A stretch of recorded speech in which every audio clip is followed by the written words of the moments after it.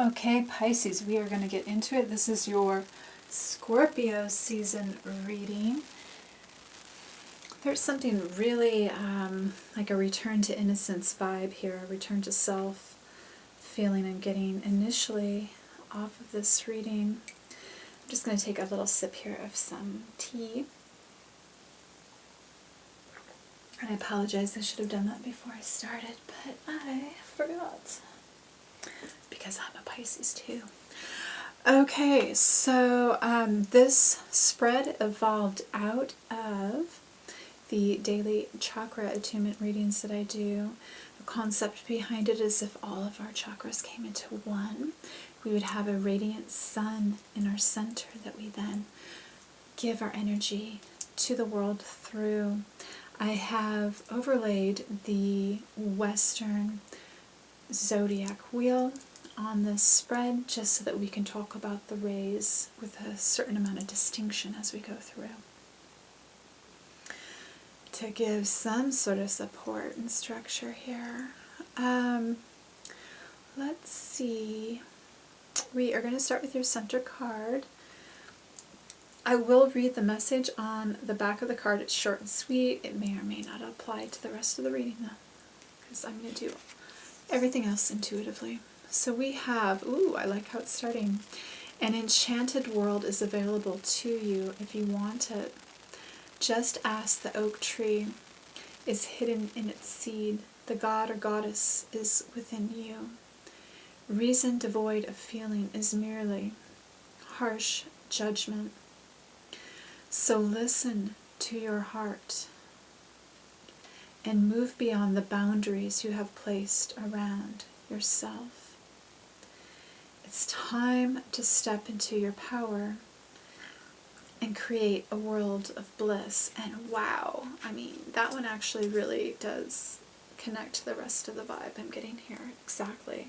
Like you are the fairy in the enchanted little garden this month, and you're making it so. But we shall see what actually is going to come through here. Just going to let the energies rise. It's like they get a more dimensional character. So I'm hearing like you've had to work through a lot of pain to the point of where you'd make a really good actress, is what I'm hearing. Like you've had to play an authentic part in your life in so many ways that you know the drama of life, you get it. And in a way, you're only going to be engaging in drama as if it's play this time, during this time. Like there's something about not wanting to take it seriously, not feeding it as a reality, and that you're, again, like creating the reality. You are the god or goddess here. It's your world. And you want it filled with more enchanting things. You want flowers, you want good energy, you want beauty, you want playfulness, softness, whatever, and it doesn't feel like over the top as in excessive or anything. It's like the simple pleasures, and maybe a small heightening of that, just giving a little bit more just to make life, actually, that extra little 10% of really pushing something to where it's finished. When you go that little extra bit, like how much more wonderful it makes life. So it's that type of energy. I feel like you have a lot of good energy. You've been cultivating that. You have a lot to share. And you're going to be showing leadership here. You're not going to probably realize that you're showing leadership here, but it's about how to live the good life, and not with excess, not with contempt, not with greed, not with any of the negative things that we might associate with that. It's more about with pureness of spirit and heart and gentleness and good intent. So I'm going to look here now at your first house. This is your identity, what you're presenting to the world. And I hear that you're kind of in both roles here, you're really getting this creative aspect of yourself that,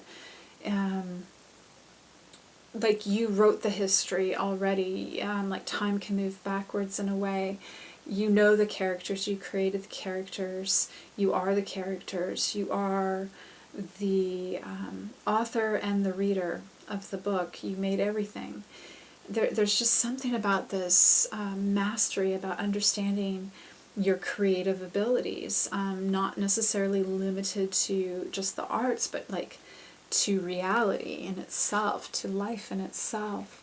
And there's not really ego involved, but there is this dynamism of like the purity of a child and the fantasticness of the otherworldly.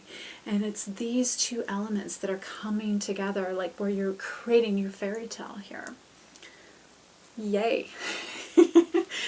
I thought Sagittarius had good energy, but I'm really enjoying this for the Pisceans. So your second house of value.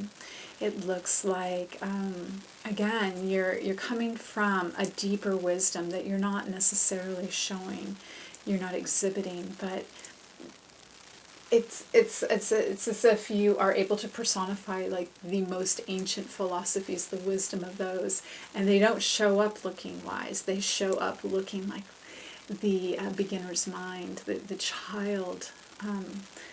The child's play, but you know that there's an inherent wisdom in there, you know. Like, I had heard something earlier today, like if you need to get the answer to a question, ask a child or ask a tree. And it's kind of like that, you know.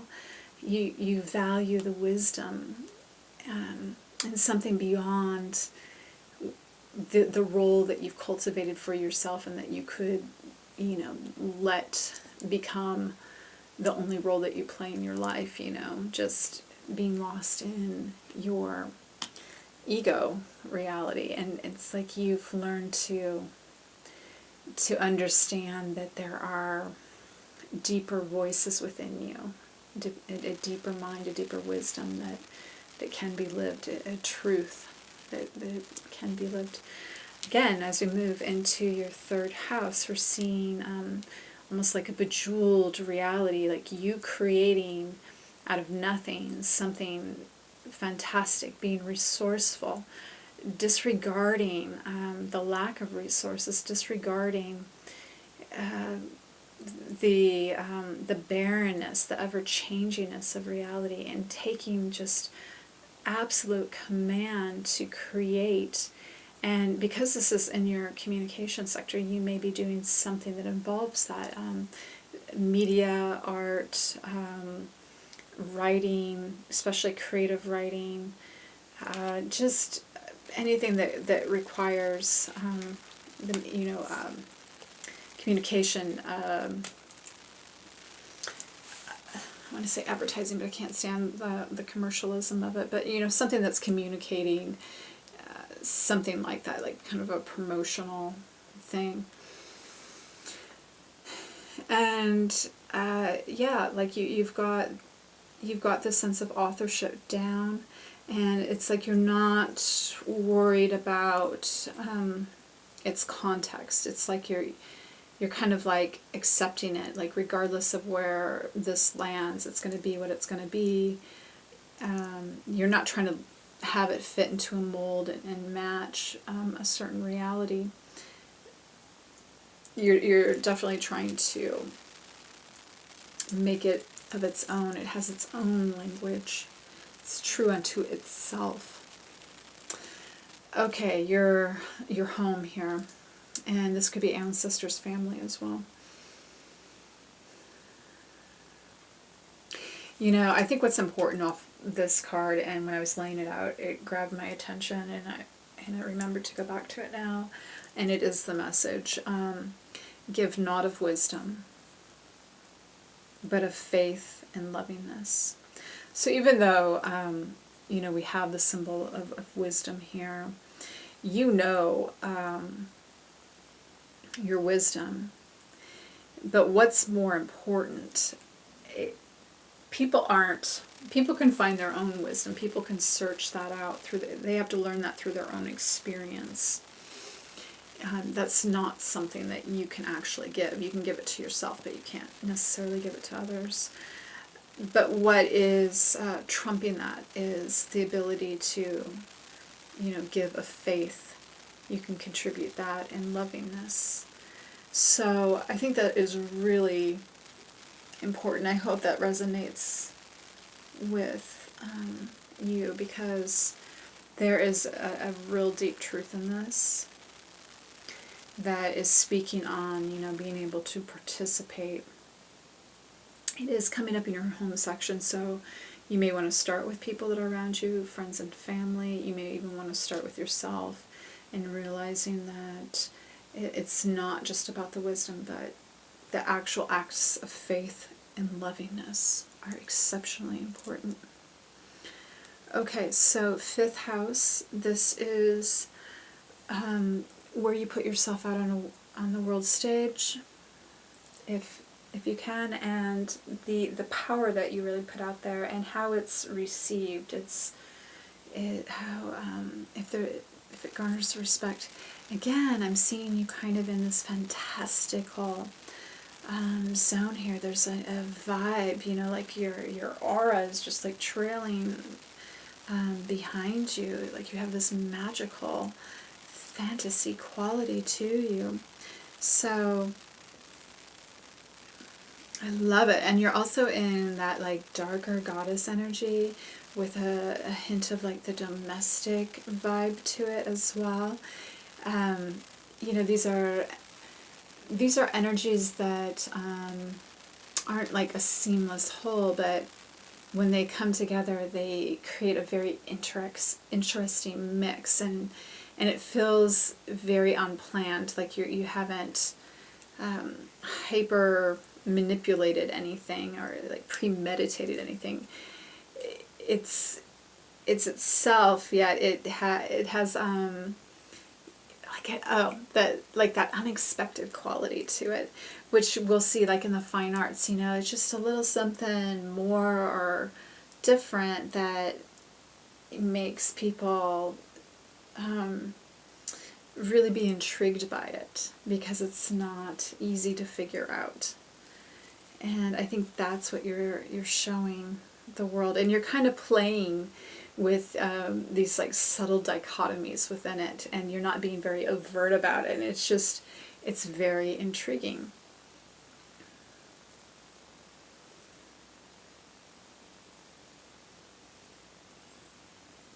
And again, I feel like coming off of this, that there's an element of wanting to give something. And I'm hearing like pleasure. There's like an element of like simple pleasure, and the effects that you would get from being slightly intoxicated. So you may be doing something that alters people's mental state a little bit, and kind of their reality a little bit, in a little way. It feels like a small gesture towards this. You're not trying to have like a lot of control or anything. It's just a simple offering, and it could be nourishing too. And speaking of nourishment, we're looking now at your 6th house, healing daily routines.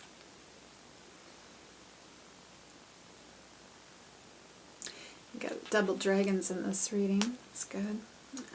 So I feel like you're listening to yourself. You're listening to your internal spirit. This goes beyond just intuition. Even this is like a higher self that is even kind of challenging you to be at your best and to maintain. I don't feel like you are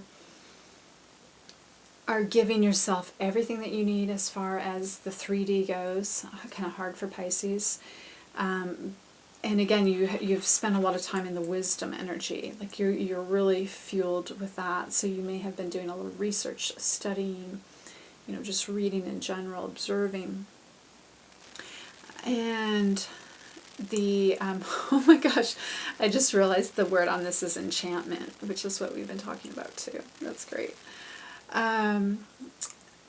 So yeah, I feel like you may not be eating quite enough this month, but it's like enough. It's just sort of like fringy, like kind of barely enough. And in a way, it's because you've opened so much space into, it's almost like got that fasting quality to it, so that you can, you know, have these higher energies, so that your energy can go into cultivating more for other dimensions and stuff, and not just about like your physical body. I don't see that there's anything wrong or depletion or anything like that. I just have a sense that, like Aquarians, like you're just giving to something else right now, and this isn't an area of hyper focus for you. Now, this is your position of relationships: beauty, harmony, balance. I feel like you're looking back to something. I'm hearing you don't see me, or you don't respect me for who I am, but I'm going to stay in this energy and be myself anyway, kind of like do me anyway. But you know that it's not maybe attracting something towards you, or something from your past. Maybe maybe it repelled something away from you. And I'm feeling like there's a little self-judgment, a little criticism that you're holding around this that I don't think is necessary, and it's kind of locking up your energy. You may be having repetitive thoughts about this. You just may be feeling a little bit stuck, ensnared, and kind of like resentful that you can't just be you, and maybe have a partnership in your life, or feel that this creates equality or balance and harmony in your life. You know, so if it's outside of like a relationship issue, that just in general, which is kind of sad to see, because I feel like you're so happy just doing you and being you and creating your world, but then there is perhaps a conflict in integrating this with others. And this just may be your perception of it, though. Like, this may just all be in your head and not necessarily true. So we're now going to look at the Scorpio energy, things that are hidden, taboo, the psychology. Wow, you get another owl too. So again, understanding wisdom, understanding that there, you know, that you have a lot of that old soul quality. You've gone through all the trials and tribulations, yet you don't have to show up like that. It doesn't mean that you have to personify that. And I think that you are starting to find some freedom in that, and just not having to feel restricted in that. I'm hearing that you are acknowledging there is more inner work, like more personal work that you may need to be doing.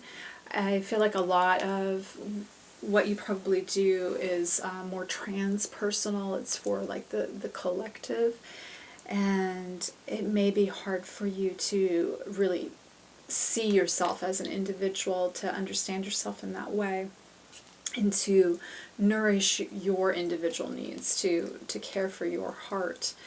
And again, I'm getting kind of a little bit of this energy we were having here. Like, you're actually protecting that heart space a little bit. You are not like 100% when it comes to just being you. It's almost like you're more comfortable at times just playing the character, like just knowing the roles and being who you're supposed to be, or being like the character that you know, if you're on like a 3D timeline that you should be, just doesn't seem to fit you.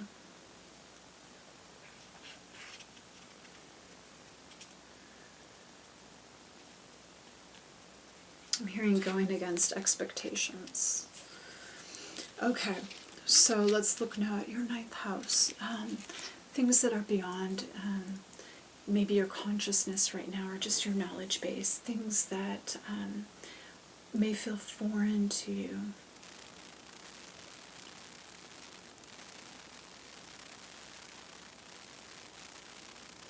I'm hearing like you're starting to grow this,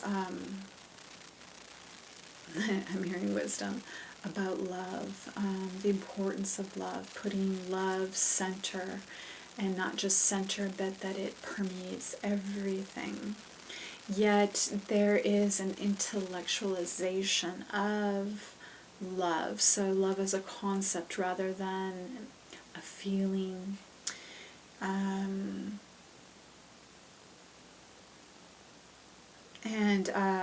it's more like a technology. That's what I'm getting off of it. Yeah, using love like it's a technology.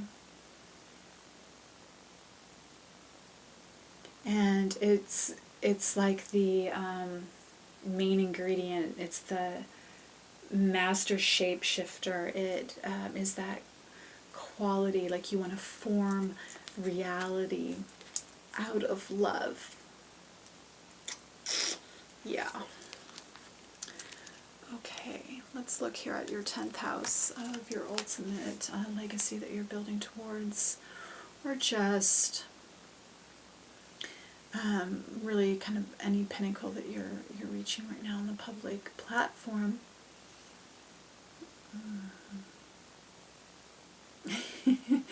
So I'm hearing that you're kind of there's sort of like a tiredness and a laziness to this, that like no matter where you go, you just don't feel exceptionally motivated to perform in this area.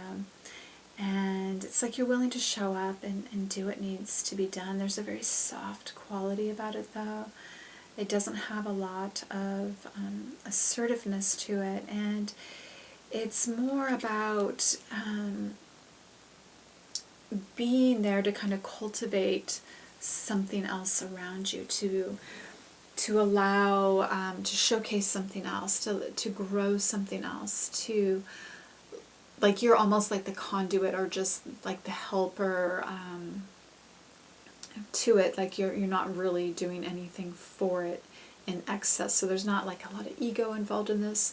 You're more concerned about what it is that you're involved in, that's seen and that's heard and communicated, and that it's actually growing and living and has a vitality to it that again has some of this energy. It's sort of a thing unto itself. Yet it holds in, like the deepest wisdom, and even if other people can't see that or understand it, you know that that's in there. You're not concerned that other people know that, though. It's not like you're like, ha ha ha, I have all the secret knowledge and I've encoded it in something and no one else knows about it. There's zero ego here, and it just feels like you're putting it's like you're kind of operating in multiple dimensions. Like there's subtext, so like people can go as deep as they want to with what maybe you're doing here, but there's also like, it looks good, it's enchanting, it has playful qualities to it, it has surface level appeal, so that it operates on several levels, and you're comfortable with it. Like you found a way to kind of be masterful about that and work with that. The 11th house, your freedom, your tribe, anything that's humanitarian. I feel like you're really interested in getting to like the source and really understanding what that is and how you can even image it to a certain degree, like how it goes beyond just like a feeling. Like what does that appear like? How do you interface with that? How do you interact with that? I'm also hearing like maybe spirit guides, others beyond you, and this is in your tribe. So maybe your tribe are your spirit guides, or people that are, you know, maybe you have a way of communicating with people that are in the other realms somewhat here. Again, you're kind of showing up as a wise old soul, and I feel like you're kind of on the brink of integrating with this, though. So there's something going on, and it doesn't have to be in the realm of what I've been speaking on, but, you know, like you're sort of like, do I want to go into this and be part of this and interact with this? So I'm not sure what it is. It's going to be different for all of us. It has a bit of a hive mentality about it, though. Honey, it's not just like the honeybee in the hive, but the actual honey of it, like the gold of it, like the quality of honey. If you think of honey as gold, the substance of what comes through this sort of hive community that you may be interacting with is going to be of immense value. So now your house, the 12th, self-transcendence. I feel like when you get through the cycle here, if you really get to like the crux or the apex, I should say, of your journey during this time, that this will be, you may either meet this or you may not. And I'm hearing remaining calm, remaining self-nurturing, you know, doing enough self-care. You may want to, you may be holding a lot of tension in your face. So you may want to get, or do for yourself some like facials or some sort of like self-care with that. Even with your hair, you may want to do like scalp treatments or something there, maybe deep moisturizing things. Taking time, maybe integrating a little bit of like meditation and self-care together. Actually going to see someone to do this for you may be very helpful for you at this time. And I feel like you're trying to understand like your heart space and what this is, how this works. You know, again, going back to that idea of it being a technology and this understanding of the lovingness that needs to be given and this sort of protective quality with it. So I think that's probably being reconciled at this time. And there is a fair amount of knowing that you need a lot of downtime. You need time to protect your energy and to cultivate that energy at the same time. So you may find, you know, you're taking that quality downtime that is necessary to keep charged and to keep protection up for you. Okay, so I hope this was enlightening for you, and I'm sending you blessings from my heart and peace and joy and many, many warm wishes for prosperity and much love in your life. Take good care.